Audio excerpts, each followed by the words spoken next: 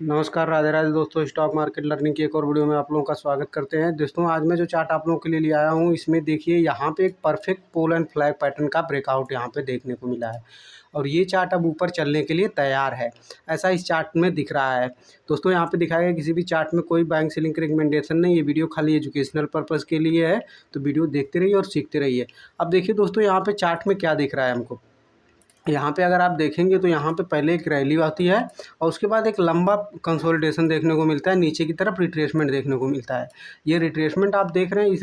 Retracement के बाद यहाँ पे एक बड़े वॉल्यूम के साथ ब्रेकआउट होता है ये ट्रेंड लाइन का। जैसा कि मैं पिछली कुछ वीडियो में आपको बताते आया हूँ कि जब ऊपर की तरफ निकलता है, वहाँ से जब रिट्रेसमेंट होता है तो यहाँ पे एक ट्रेंड लाइन बनती है, एक जोन बनती है और वो चैनल का जब ये ब्रेकआउट होता है तो उसके बाद ही यहाँ पे एक अच्छी बाइंग देखने को मिलती है। अब देखिए यहाँ पे रिट्रेसमेंट होने को आया, अब ये जो बना हुआ था पोल एंड फ्लैग, अब यहाँ से देखिए हाई के पास से यहाँ पे रिट्रेसमेंट शुरू हुआ, ये नीचे की तरफ आया, ये कैंडल यहाँ पे बड़ी कैंडल के साथ ब्रेकआउट हुआ और यहाँ पे एक हाई वॉल्यूम के साथ हुआ ब्रेकआउट। अब ये कैंडल कहाँ जाती है, इस हाई के पास, यानी कि यहाँ पे पहले दिख रहा है कि यहाँ पे कौन बैठा हुआ है, यहाँ पे सेलर बैठा हुआ है पहले से और यहाँ पे रिट्रेसमेंट शुरू हुआ था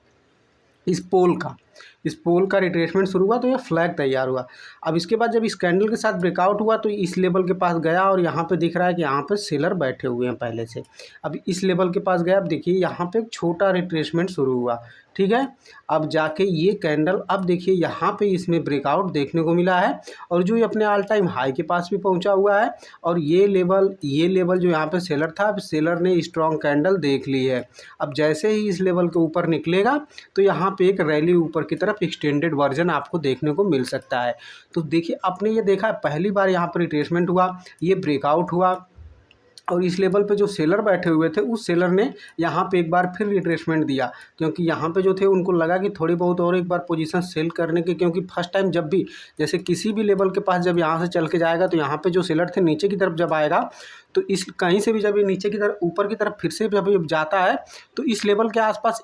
एक बार फर्स्ट पेज में सेलिंग आती ही आती है और वो सेलिंग इसे थोड़ा सा नीचे लेके आती है। अगर इस लो को सस्टेन कर ले और यहीं से कहीं से ये ऊपर की तरफ फिर से निकल जाए तो समझिए इसमें एक अच्छा ब्रेकआउट देखने को मिलता है और ये प्राइस एक्शन बनता है, इसी को प्राइस एक्शन कहते हैं। ये बेहतरीन प्राइस एक्शन, इस लो को अगर ये ना निकाले, इस लो को अगर सस्टेन कर ले और कहीं से फिर यहाँ पे निकल जाए तो आपको दिख रहा है कि ये लो लगा हुआ है और दूसरा जो इस लो लगा इसमें, यहाँ पे इस लो को ये सस्टेन कर लिया, इसका मतलब कि यहाँ पे जो हायर हाई पैटर्न बन रहा है और इसमें एक और चीज़ होती है कि जो हायर हाई पैटर्न बन रहा है और दूसरी बात यहाँ पे ये होती है कि जो यहाँ पे बायर थे वो बायर अब इस प्राइस को देखने से पहले जो बायर थे वो पहले ही यहाँ पे खरीद रहे हैं, यानी कि छोटे पुल बैक के बाद भी वो खरीद ले रहे हैं। जैसे कि ये यहाँ से चाल बनी तो जब ये रिट्रेसमेंट आया तो इस लो को ये सस्टेन कर रहा है, इस जोन को ये सस्टेन कर रहा है। यहाँ पे जो जोन बन के आई है ये लेवल पे देखिए, यहाँ पे कंसोलिडेशन था, यहाँ पे कंसोलिडेशन था, तो ये जोन के पास यहाँ पे ये सस्टेनेबिलिटी आपको दिखती है कि ये लो इस नीचे नहीं जा रहा है, इसका मतलब कि बायर इसको ऊपर के प्राइस पे खरीदने के लिए तैयार है। तो ये ब्रेकआउट और ये चीज़ें इसी तरह काम करती हैं। अगर आप ध्यान से देखेंगे, चार्ट एनालिसिस कोई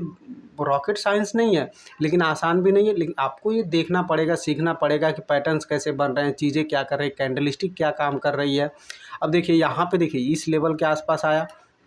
यहाँ पे धीरे धीरे मतलब नीचे की तरफ आ रहा था। यहाँ पे देखिए एक बनती है कैंडल, यहाँ पे बुलिश इंगल्फिंग कैंडल बनती है, एक कैंडल यहाँ पे सस्टेन करती है, इस लेवल को ब्रेक करती है। जैसे ही हाई कैंडलस्टिक पैटर्न को जैसे ये ब्रेक करती है,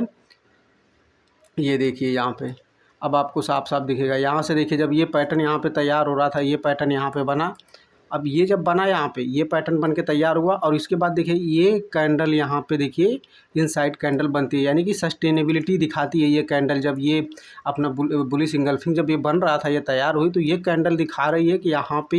ये बायर होल्ड कर रहे हैं, इस लेवल के पास आने नहीं दिया और यहीं से जब ये ऊपर की तरफ निकला तो ब्रेकआउट ऊपर की तरफ देखने को मिला। अगर ये कैंडल,